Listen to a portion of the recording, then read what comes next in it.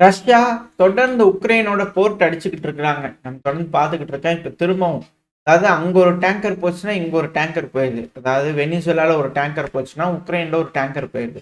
So இப்படித்தான் மாறி மாறி அழுத்தங்கள் குடுத்துக்கிறாங்களா? அப்படின்ற கேள்விகள் இருக்கு. ஏன்னா, இந்த வெனிசுலா பக்கத்துல போயி அதிகப்படியான டேங்கர்ஸ் இது போல பார்த்தீங்கன்னா, முன்னாடி இந்த போக்குவரத்து கப்பல்கள் எல்லாம் பிடிக்கல. இந்த சும்மா சும்மா சின்ன சின்ன வெசல்கள்லாம் தான் தாக்குதல் பண்ணிட்டு இருந்தாங்க அமெரிக்க தரப்புலருந்து. ஏன்னா உக்ரைன் பார்த்தீங்கன்னா, கருங்கடல்ல டேங்கர்ஸ் மேல அட்டாக் பண்ணாங்க. ரஷ்யாவோட டேங்கர்ஸ். ரஷ்யா பதிலுக்கு உக்ரைன்ல இருக்கக்கூடிய டேங்கர்ஸ் அட்டாக் பண்ண ஆரம்பிச்சாங்க. அப்பத்துலருந்து ரொம்ப கெடுபிடி அதிகமா இருந்தது.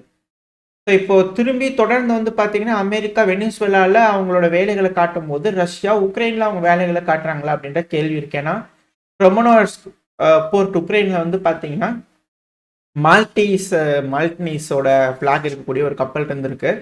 ஸோ ட்ரைடாக்ல டாக் ஆயிருக்கும்போது பார்த்தீங்கன்னா, ரஷ்யாவோட இஸ்காந்தர் மிசைல் பண்ணா ஸ்ட்ரைக் ஆயிருந்திருக்கு. இதனால அங்க இருக்கக்கூடிய கண்டெய்னர் கார்கோ இது எல்லாமே பண்ணா சேதமடைஞ்சிருக்கு. 2வது ஆயில் பார்த்தீங்கன்னா, கடல்ல கொட்ட ஆரம்பிச்சிருக்கு அப்படிங்கிற செய்திகள் வந்துகிட்டு இருக்கு. இப்ப தொடர்ந்து இந்த கண்டெய்னர் கார்கோ ஷிப் மேல பார்த்தீங்கன்னா, தாக்குதல் நடந்துகிட்டே இருக்கு. இந்த வர்த்தக போர் அப்படிங்கிறது பார்த்தீங்கன்னா, பெருமளவுல நடந்துகிட்டு இருக்கு. அமெரிக்காவுக்கு, ரஷ்யாவுக்கு நடுவுல 2 சைடுலயும் ஒரு ஒரு பகுதிகள பிடிச்சு வச்சுட்டு மாறி மாறி அடிச்சுக்கிட்டு இருக்காங்களா? அப்படின்ற கேள்விகள் இருக்கு. 2 பேரும் மைட்ட காட்டுறாங்களா? அப்படின்ற கேள்விகள் வருது. ஸோ இது உக்ரைனுக்கு பார்த்தீங்கன்னா, மேலும் மேலும் சிக்கல்களை ஏற்படுத்தும். ஒரு வேளை பேச்சுவார்த்தை உக்ரைன் போறாங்க ரஷ்யா கூட அப்படின்னா, உக்ரைனுக்கு இப்ப வருமானங்கிறது ரொம்ப அதிக அளவுல தேவை. இப்போ வருமானம் இல்ல அப்படிங்கிறத கடன் கடன் கடன் சொல்லி எல்லாத்துக்குமே கடன் வாங்கிட்டு இருக்கிறாங்க. ஸோ ரிப்பேர் பண்ணணும், ஓட்டு எலெக்ஷன் வைக்கணும்னாலே கடன் வேணும் அப்படிங்கிற கேட்டுக்கிட்டு இருக்காங்க. பணம் வேணும் அப்படிங்கிறது போல. ஸோ இது போல அந்த நாட்டுல ஒண்ணுமே இல்லாத ஒரு சூழ்நிலைக்கு தள்ளப்பட்டிருக்கு. போறனால நாடே நிர்மூலமாயிருக்கு. இப்ப அந்த டைம்ல வர்த்தகமும் பண்ண முடியல அப்படிங்கும்போது ஏகப்பட்ட இழப்புகள் உக்ரைன் சந்திப்பாங்க. நெருக்கடிக்குள்ளாயிருக்காங்க. ஸோ உக்ரைன் எப்படி எந்த மாதிரியான கண்டிஷன்ல ரஷ்யா கூட பேச்சுவார்த்தைக்கு போவாங்க அப்படிங்கிறது தெரியல. ஒரு வேலை நடக்குது அப்படின்னா. ஆனா ரஷ்யா இதே நேரத்துல பாத்தீங்கன்னா, பெருமளவுல ட்ரோன் தாக்குதல் உக்ரைன் முழுவதும் பண்ணிட்டு இருக்கிறான். இப்ப லிவிவ் பகுதிகளில் பண்ணா ட்ரோன்கள் துல்லியமா போய் தாக்குதல் பண்ணுது அப்படிங்கிற செய்திகள் வந்துகிட்டு இருக்கு. வீடியோ பதிவுகள் வந்துட்டு இருக்கு. உக்ரைன் முழுவதுமே ஹை அலர்ட்ல இருக்க வேண்டிய காலகட்டத்துக்கு தள்ளப்பட்டிருக்கு. ஏன்னா உக்ரைன்ல கரண்ட் இல்ல, ரொம்ப கடும் குளிர். உக்ரைனோட கேபிட்டலான கீவ்ல எமர்ஜென்சி டிக்ளேர் பண்றாங்கன்னு ஏகப்பட்ட மோசமான செய்திகள் உக்ரைனுக்கு வந்துகிட்டு இருக்கு. இந்த சமயத்துல ரஷ்ய அதிபரான விளாடிமிர் புட்டின் அவர்கள் எங்க தலைவர் எங்க ஏன் பேச மாட்டாரு, எதுவுமே சொல்ல மாட்டேங்கிறார் அப்படிங்கிறது போல பலரோட கேள்விகள் இருந்தாலுமே நம்ம கூட சேனல்ல நம்மளோட அதிருப்திகள்லாம் சொல்லியிருந்தோம். பட் இருந்தாலும் நம்ம சேனல்ல இந்த டீ கடை பெஞ்சில் உட்காந்து பேசிட்டு இருக்கும்போது மாறி மாறி பேசிக்குவோம் இல்லையா? ஸோ அந்த டைம்ல பார்த்தீங்கன்னா, சொல்லக்கூடிய பிரதானமான தகவல்கள் என்ன, கருத்துக்கள் என்ன அப்படின்னா, அமைதி அமைதி. அதாவது ஏதாவது ஒரு மோசமான சூழ்நிலை நடக்குது அப்படின்னா தான் பதட்டப்படணும். நார்மலா ட்ரம்ப் அவர்கள் அவரோட படை அனுப்பி வெனிசுவேலாவுக்கு போய் மதுரோவ எடுத்துட்டு போறாங்க, கூட்டிட்டு போறாங்க அப்படிங்கும்போது, அது கோவம் வரக்கூடிய செயல் தான். அசாசினேட் பண்ணியிருந்தா கூட வேற மாரி இருந்திருக்கும். பட் அவர புடிச்சுட்டு போறாங்க. சங்கிலிலாம் போட்டு மோசமான விஷயங்கள் செய்றாங்க அப்படின்னா, போக் பண்றாங்க அப்படிங்கும்போது, நம்ம அதுக்கேத்த மாரி ரியாக்ட் பண்ணக்கூடாது. First point. அமைதியா இருக்கணும். அமைதி காக்கணும். ஏன் அப்படின்னா, ரொம்ப அமைதியா இருந்துட்டோம்னா எப்படிங்க எல்லா நாடுகளும் போயிருதுல்ல? அப்படிங்கிற ஒரு கேள்விகள் இருக்கு. அத நம்ம சேனல்லயே சொல்லியிருந்தோம். பட் இருந்தாலும் எதிரிக்கும் அதான் தேவை. கோவப்பட்டு, ஆத்திரப்பட்டு ஏதாவது செஞ்சுட்டோம்னா என்ன பண்ணுது? ஏன்னா இந்த ரஷ்யா, உக்ரைன் பிரச்சனையில ரஷ்யா ஜெயிக்கிறாங்க அப்படின்னா, அதுக்கான மிக முக்கியமான காரணம் அமைதி. அந்த பொறுமை அப்படிங்கிறது இழந்துட்டாங்க அப்படின்னா, நிதானம் போயிரும். நிதானம் போயிருச்சுனாலே, வெற்றிக்கான பாதையிலேருந்து நம்மள டீவியேட் பண்ணி விட்டுறலாம். ஏகப்பட்ட விஷயங்கள் நடந்துரும். ஸோ நம்மளோட நோண்டி பார்க்குறாங்க என்ன நடக்குது அப்படிங்கிறத விட, 2வது இதுல கோவப்படுறதுக்கு, வருத்தப்படுறதுக்குலாம் ஒண்ணும் இல்ல. மதுரோ அவர்கள் உயிரோட தான் இருக்கிறாரு. அவர் அங்க தான் இருக்கிறாரு. மதுரோ அவர்கள் இருந்தால் இல்லாட்டியும் வெனிசுவேலால பார்த்தீங்கன்னா, ஆட்சி கவிழ்ப்பு, ஆட்சி கலைப்பு, உள்நாட்டுல போர், உள்நாட்டுல பார்த்தீங்கன்னா குழப்பங்கள் அது போல எதுவுமே இல்ல. ஸ்திரத்தன்மையோடு இருக்காங்க. இப்ப அமெரிக்கா செஞ்ச அந்த வேலைங்கிறது 0வா மாறிடுச்சு. ஸோ காமன் கம்போஸ்டா இருக்கிறதுனால, அங்க எந்த ஒரு விஷயமே நடக்கல. தப்பான ஒரு விஷயம் நடந்தா தானே பதட்டப்படுறதுக்கு, கோவப்படுறதுக்கு. எதுவுமே நடக்கல அப்படிங்கிறதுல இருந்தா, இது மேலும் மேலும் எதிரிய பார்த்தீங்கன்னா, வேற மாரி யோசிக்க வச்சு, அவங்கள தவறான டிசிஷன் எடுக்க வச்சு, தவறான பாதையில தள்ளி விட்டுச்சு அப்படின்னா, அவங்க தவறான விஷயங்கள் தொடர்ந்து செய்ய செய்ய அவங்களுக்கு ஏகப்பட்ட சிக்கல்கள் வரும். ஏன்னா, இப்போ உலகத்துக்கே பார்த்தீங்கன்னா, அமெரிக்கா மேல இருக்கக்கூடிய மதிப்பு, மரியாதை அப்படிங்கிறது டோட்டலா போயிருக்கும். பயம் அப்படிங்கிறது அதிகரிச்சிருக்கும். ஓவரா பயப்படுறாங்க நாட்டுல இருக்கக்கூடிய உலகத்துல இருக்கக்கூடிய நாடுகள் அப்படின்னு என்ன செய்வாங்க? ஆப்போசிட் அணியில சேர ஆரம்பிச்சுருவாங்க. நாளைக்கு நம்மளுக்கு இதே கதி தானே அப்படிங்கிறதோட பண்ணா ஆப்போசிட்ல சேர ஆரம்பிச்சுருவாங்க. ஸோ இதுதான் பிரிக்ஸோட வந்து பார்த்தீங்கன்னா வளர்ச்சி. அமெரிக்கா மேலே இருக்கக்கூடிய பயம் பிரிக்ஸோட வளர்ச்சியா மாறுது அப்படிங்கிற சிலரோட கருத்துக்கள் இருக்கு. பட் இது ஏற்புடையதா என்ன ஏதுங்கிறது கமெண்ட் செக்ஷன் சொல்லுங்க. பட் ஆனால் ரஷ்ய அதிபரான விளாடிமிர் புட்டின் அவர்கள் பேச ஆரம்பிச்சிருக்கிறார். ரஷ்யா உக்ரைனுக்கான பிரச்சனை சீக்கிரமா சுச்சுவேஷன் சூழ்நிலை இந்த பிரச்சனைக்கு முடியறதுக்கான சுச்சுவேஷன் வரும். அதுவும் ரஷ்யாவால் இனிஷியேட் பண்ணக்கூடிய ஒரு புது ஃபேர் செக்யூரிட்டி ஆர்கிடெக்சர்ல அது வரும்னு இருக்காங்க. அதாவது இந்த பிரான்ஸ் இனிஷியேட்டு, இட்டாலி இனிஷியேட்டு, EU இனிஷியேட்டு, அமெரிக்கா இனிஷியேட்லாம் கிடையாது. இதுக்கு மேல ரஷ்யா இனிஷியேட் பண்ணக்கூடிய ஒரு அமைதி பேச்சுவார்த்தைக்கு ஃபேர் செக்யூரிட்டி ஆர்கிடெக்சர்ல வரும் அப்படின்றாங்க. புதுசா ஒரு நியூ அண்ட் ஃபேர் செக்யூரிட்டி ஆர்கிடெக்சர்ன்றாங்க. மெர்ச்சவர்கள் என்ன சொன்னாரு, ஒரு செக்யூரிட்டி ஆர்கிடெக்சர் வேணும்னு போன பதிவு பார்த்துருந்தீங்கன்னா உங்களுக்கு தெரியும். போன பதிவு இல்லை அதுக்கு முந்தின பதிவு பார்த்துருந்தீங்கன்னா தெரிஞ்சிருக்கேன். ஏன்னா நான் ஒன்னா பேசியிருந்தேன், அதை கட் பண்ணி போட்டிருந்தேன். அது ரொம்ப பெருசாக அதனால எடிட்டிங் பண்ண முடியல. சிஸ்டம்ல 10 நிமிஷம் 12 நிமிஷத்துக்கு மேலே எடிட்டிங் பண்ண முடியல. அந்த ஒரு காரணம் தான், மற்றபடி இதெல்லாம் தப்பா எடுத்துக்காது. ஸோ மெர்ச்சவர்கள் என்ன கேட்கிறாரு, EUங்கிறது நம்மளோட நெய்பர் தானே ரஷ்யா. ஸோ செக்யூரிட்டி ஆர்கிடெக்சர், EUவோட செக்யூரிட்டி ஆர்கிடெக்சர் பேசணும் அப்படிங்களா அவங்க தப்புன்னு சொல்றாங்க. ஸோ இது போல யூரோப்பியன் யூனியனே சொல்றதெல்லாம் வச்சு பார்க்கும்போது ரஷ்ய தரப்பு இப்போ புட்டின் அவர்கள் சொல்றாரு, ரஷ்ய அதிபர் விளாடிமிர் புட்டின் அவர்கள் ஒரு செக்யூரிட்டி ஆர்கிடெக்சர்ல வரும் அப்படிங்கிறது போல. அது மட்டும் இல்லாமல் பீஸ்ஃபுல்லான செட்டில்மெண்ட் பாசிபிள் தான், அது கூடிய சீக்கிரம் அச்சீவ் ஆகும் அப்படிங்கிறார்.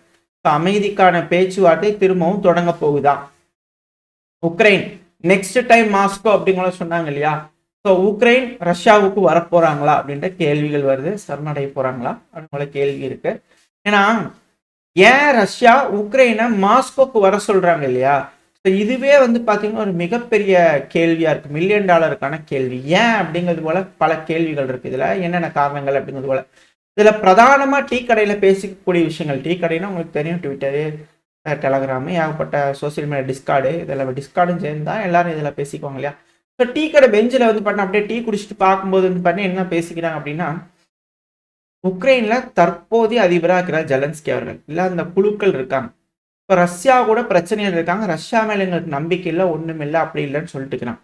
இப்போ அவங்க நேர ரஷ்யாக்கே போய் உட்காந்து பேசுறாங்க. அப்படிங்கும்போது ரஷ்யா கேட்குறான் இல்லையா, இப்போ நீங்களாம் இங்கே தான் இருக்கிறீங்க, பட்டுன்னு தூக்கி போட்டு நம்ம வந்து பண்ண உக்ரைன் என்னதான் சொல்லிடலாம். இதை விட உங்களுக்கு என்னப்பா செக்யூரிட்டி வேணும், பாரு உன்னை சமமாக உட்கார வச்சு பேச வச்சுக்கிட்ட, விருப்பம் இருந்தால் கையெழுத்து போடு, இல்லைன்னா கிளம்பு, ஒன்றும் பிரச்சனை இல்லை. இதுக்கு மேலே உனக்கு என்னப்பா கேரண்டி வேணும், உன் உசுரே இங்கே வந்து உட்காந்து போர் செஞ்சுட்டு இருக்கிற நீயே அங்கே வந்துட்டு உயிரோடு திரும்பி போறேன்னா இதுக்கு மேலே என்ன கேரண்டியா உனக்கு வேணும் அப்படிங்கல நியாயமாக கேட்க முடியும் இல்லையா ரஷ்யா தரப்புலேருந்து. ஸோ இது போல காரணங்கள்னால ரஷ்யா நெக்ஸ்ட் டைம் மாஸ்கோ வாடி அப்படிங்கிறது போல கூப்பிடுறாங்களா அப்படின்னு கேள்வி இருக்கு. என்ன மெத்வதேவ் அவர்கள் மட்டும் கொஞ்சம் ரெஸ்ட் எடுத்திருந்தாருன்னா பரவாயில்ல அந்த சமயத்தில். ஸோ பார்ப்போம் என்ன நடக்க போகுதுன்னு சொல்லிட்டு இது போல பல காரணங்கள் சொல்லிட்டு இருக்காங்க. ஸோ இந்த உக்ரைனுக்கான பிரச்சனை அப்படிங்கிறது வந்து பார்த்தீங்கன்னா இந்த கிரைசஸ், உக்ரைன் கிரைசஸ்ங்கிறது ஏன் நடக்குது அப்படிங்கிறத ரஷ்ய அதிபர் விளாடிமிர் புட்டின் சொன்னார். நாட்டோட எக்ஸ்பான்ஷன், எங்களுக்குன்னு ரைட்ஸ் இருக்கு, அதை நாங்கள் ப்ரொடெக்ட் பண்ணி ஆகணும்.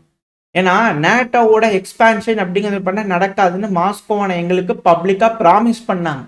ஆனா அதை கடைபிடிச்சாங்களா இல்லை. எங்களோட பார்டர்ஸ் கிட்ட வந்து நேட்டோ எக்ஸ்பேண்ட் பண்ணாங்கன்னா நாங்க என்ன பண்ணுவோம், எங்களோட உரிமைக்காக நாங்க போராடணும், இந்த கிரைசிஸ் நாங்க உருவாக்குனது கிடையாது அப்படிங்கிறாங்க. ரெண்டாவது, எங்களோட உரிமை, எங்களோட கோல்ஸ் என்ன உக்ரைன்ல அப்படிங்கிறத அமைதிக்காக பார்ப்போம். அப்படி இல்லைன்னா தொடர்ந்து அதை பர்சியூ பண்றதை, தொடர்ந்து அதை அச்சீவ் பண்றதுக்கு நோக்கி போய்கிட்டே தான் இருப்போம். ரெண்டாவது, இன்டர்நேஷனல் சுச்சுவேஷன்ல இப்போ வந்து பாத்தீங்கன்னா ரொம்ப மோசமடைஞ்சுக்கிட்டு இருக்கு. நாளுக்கு நாள் வந்து பாத்தீங்கன்னா டசன்ஸ் ஆஃப் கண்ட்ரி வந்து பண்ண சஃபர் ஆகிட்டு இருக்கு. வெனிசுலா, ஈரான், இது போல பல நாடுகள், அடுத்த நம்ம 500% டாரிஃப் பல நாடுகளை வந்து பண்ணி ஒரு உதாரணமா சொல்றாரு போல இருக்கு. இன்டர்நேஷனல் சுச்சுவேஷன் ரொம்ப கிரைசிஸா இருக்கு, பல நாடுகள் பாதிப்படைஞ்சுக்கிட்டு இருக்காங்க. அதுக்கான காரணம் அவங்களோட சாவர்னிட்டி. அவங்களோட சாவர்னிட்டியே ஏகப்பட்ட பிரச்சனை தாங்க. இதில் நீங்கள் உக்ரைனுக்கு சாவர்னிட்டின்னு சொல்லிட்டு இருக்கீங்களா அப்படிங்களோட பலரோட கேள்விகள் இருக்கு. ஸோ இதை வந்து பண்ண சொல்லிட்டு இருக்காங்க. அவங்களோட சாவர்னிட்டிக்காக அவங்கவுங்க எல்லாரும் போராடிட்டு தான் இருக்காங்க. அதே போல தான் நாங்களும். ரெண்டாவது, நாங்கள் பேலன்ஸ்டான ஒரு பாலிசி, ரஷ்யாவோட நாங்கள் பேலன்ஸ்டான ஒரு பாலிசி. ரெண்டாவது, மல்டி போலாரிட்டி வேர்ல்டுக்கான கமிட்மெண்ட். ஸோ அதை நோக்கி வந்து பண்ண நாங்கள் எப்போவுமே ஓடிக்கிட்டு இருப்போம் அப்படிங்கிறத சொல்லிக்கிறாங்க. ஸோ மல்டி போலாரிட்டி வேர்ல்டு அப்படிங்கிறது வந்து பண்ணால் ரஷ்யா ஆணித்தனமாக நம்புறாங்க, அதை நோக்கி நாங்கள் போவோம் அப்படிங்கிறத புட்டின் அவர்கள் தெளிவாக சொல்லிக்கிறார். டிப்ளமசிங்கிறது வந்து பார்த்தீங்கன்னா இப்போ ரீப்ளேஸ் ஆகிட்டு இருக்கு. டிப்ளமசினால இருதரப்புல பேசுறது, மல்டி லேட்ரல் அப்படிங்கிற சொல்லுவாங்க. யூனிலேட்ரலாக இப்போ மாறிட்டு இருக்கு அப்படிங்கிற ரஷ்ய அதிபர் விளாடிமிர் புட்டின் அவர் சொல்றாரு. யூனிலேட்டர் அப்படின்னா தன்னிச்சையா நான் சொல்றதை கேளு அப்படிங்கிற ட்ரம்ப் அவர் சொல்றாரு இல்லையா. அதிபரை மாத்து, அதிபர் வேண்டாம், வேற அதிபர் வை, அந்த மக்கள் தேர்ந்தெடுக்கணும். அதை விட்டுட்டு வேற நாட்டோட அதிபர் வந்து உன் நாட்டோட அதிபர் நான் தான் அப்படிங்கிற சொன்னாங்கன்னா எப்படி இருக்கும்?